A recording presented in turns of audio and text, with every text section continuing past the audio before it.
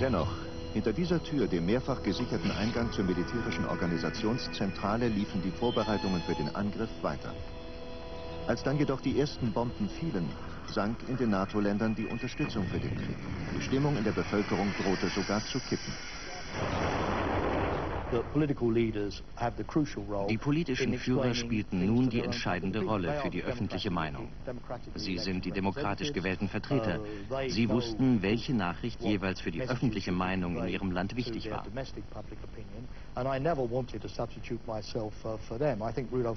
Rudolf Scharping machte wirklich einen guten Job. Es ist ja auch nicht leicht, speziell in Deutschland, das 50 Jahre lang Verteidigung nur als Schutz des eigenen Landes gekannt hatte, statt seine Soldaten weit wegzuschicken. Psychologisch ist diese neue Definition von Sicherheitspolitik nicht einfach.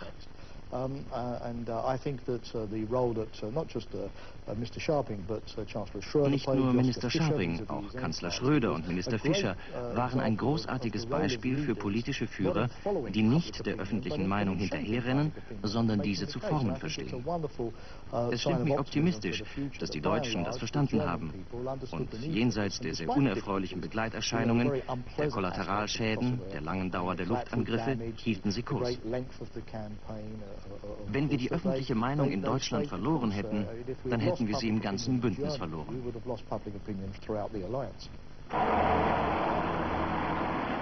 Der Kampf um die öffentliche Meinung war härter geworden und die Gangart auch. Schlichte Meinungsmache, Kriegspropaganda für den Hausgebrauch, das reichte jetzt nicht mehr. Pristina, die Hauptstadt des Kosovo, war Schauplatz einer perfiden Propagandageschichte. Im Mittelpunkt stand das Fußballstadion. Rund um das Stadion sind die Zerstörungen bis heute zu sehen. Und oben auf den Tribünen verwittert der Beton. Doch der Rasenplatz unten wird gehegt und gepflegt und die Jugendmannschaft trainiert hier wie eh und je. Doch damals, vor 2 Jahren, sollen die Serben hier ein KZ für Kosovo-Albaner betrieben haben, ganz nach Nazi-Manier.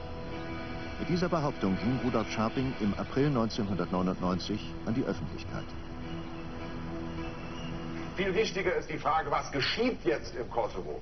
Wenn ich höre, dass im Norden von Pristina ein Konzentrationslager eingerichtet wird, wenn ich höre, dass man die Eltern und die Lehrer von Kindern zusammentreibt und die Lehrer vor den Augen der Kinder erschießt, wenn ich höre, dass man in Pristina die serbische Bevölkerung auffordert, ein großes S auf die Türen zu malen, damit sie bei den Säuberungen nicht betroffen sind, dann ist da etwas im Gange, wo kein zivilisierter Europäer mehr die Augen zumachen darf, außer er wollte die Fratze der eigenen Geschichte schauen.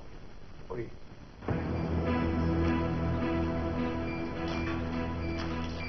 Das S zum Schutz der Serben hat in Pristina auf keiner einzigen Tür geprangt. Auch nicht in den Katakomben unter den Stadiontribünen, wo Serben das KZ betrieben haben sollen. Hierher hat sich höchstens mal ein Weitschuss der Fußballjugend verirrt. Vielleicht rauchten die Jungs nach dem Spiel hier unten ihre erste Zigarette, tranken heimlich Cola und Schnaps. Aber Rudolf Scharping berichtete selbst noch in seinem späteren Kriegstagebuch über den NATO-Einsatz im Kosovo von mehreren tausend Leuten, die hier interniert gewesen seien. Und der deutsche Außenminister Joschka Fischer bemühte sogar mehrfach den Vergleich zwischen Serben und Nazis und rief zum Krieg mit den Worten „Nie wieder Auschwitz". Bis heute bleiben Joschka Fischer und Rudolf Scharping bei ihrer Darstellung.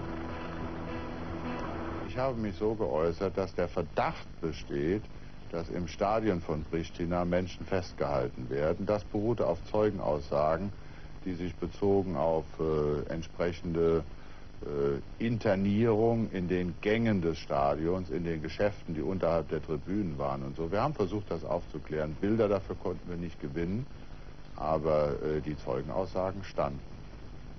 Zeugen aus Pristina also. Wenn aber einer etwas mitbekommen hat, dann müsste es Shaban Kelmendi gewesen sein, ein kosovarischer Politiker.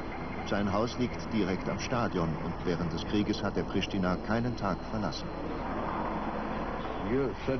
Wie Sie sich selbst überzeugen können, blickt man von hier aus genau auf das Stadion. Man kann alles sehen. Es hat damals dort keinen einzigen Gefangenen oder eine Geisel gegeben. Das Stadion hat immer nur als Landeplatz für Helikopter gedient. Und während er noch spricht, nähert sich von weitem ein Helikopter der KFOR, der internationalen Schutztruppe für das Kosovo, dem Stadion.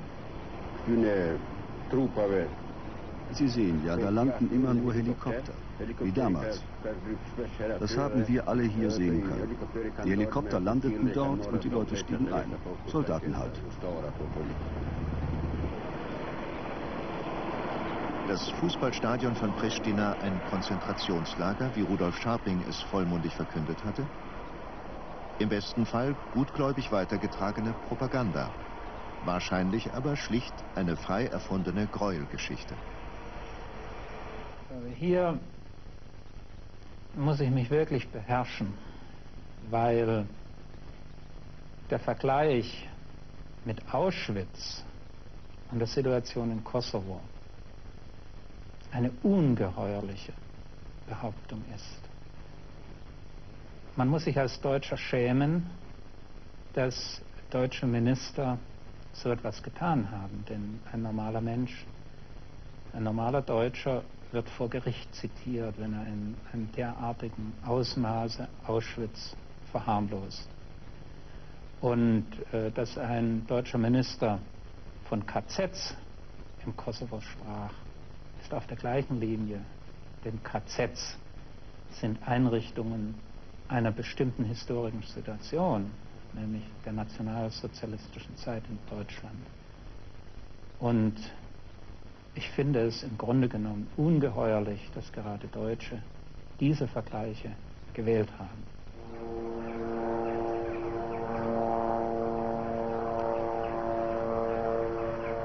Nicht die einzige Kriegslüge, die man in die Welt setzte, um die Unterstützung der Öffentlichkeit aufrechtzuerhalten. Beispiel Rugovo, ein kleines Bauerndorf im südlichen Kosovo. Im Krieg blieb der Ort weitgehend unzerstört. Jetzt, 2 Jahre danach, wird die Ernte wieder eingebracht. Normaler Bauernalltag. Und doch hat Rugovo für den Kosovo-Krieg eine besondere Bedeutung. Begonnen hat die Geschichte auf dem Bauernhof von Cevdet Berisha.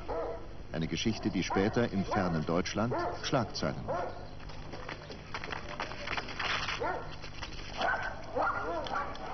Es war der 29. Januar 1999, 2 Monate vor Beginn der NATO-Luftangriffe.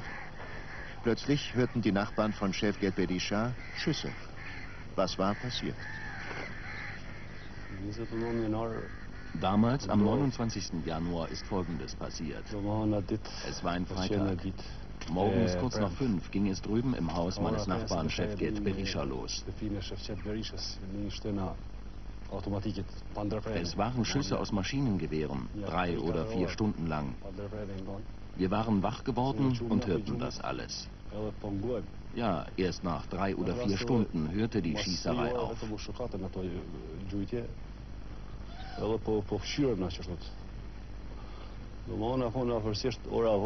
So gegen 10 Uhr kam eine Gruppe Polizisten aus dieser Richtung dort auf uns zu. Mein Vater und ich haben sie gesehen. Als sie dann so ungefähr bis auf 50, 60 Meter an mich herangekommen waren, blieb mir nur noch wegzulaufen. Ich lief weg in die andere Richtung.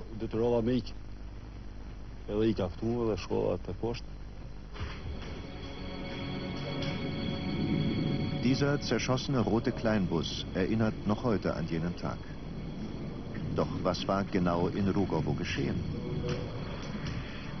Ein Massaker der Serben an unschuldigen Zivilisten, sagte Rudolf Scharping. 2 Monate später, am 27. April 1999, präsentierte der Verteidigungsminister seine Beweise.